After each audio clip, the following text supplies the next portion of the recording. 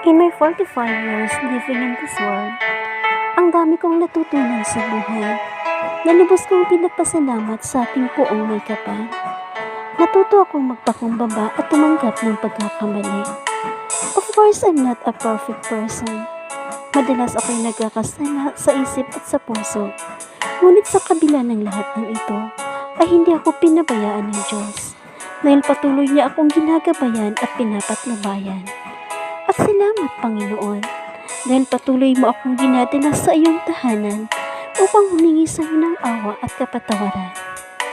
In my 45 years living in this world, ang dami kong nalampasan ng mga pagsubok sa buhay. Sa bawat patak ng aking luha ay nananaig pa rin ng pag-asa na sa aking pag-ising ay masisilayan ko ang bagong umaga at masasabi kong kay ganda ng buhay. Buhay na regalo sa akin ng Diyos na dapat kong pahalagahan at pasalamatan.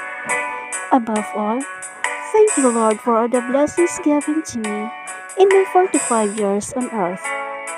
And until the end of my life, I always thanks to God. Thank you and glory to you, O Lord.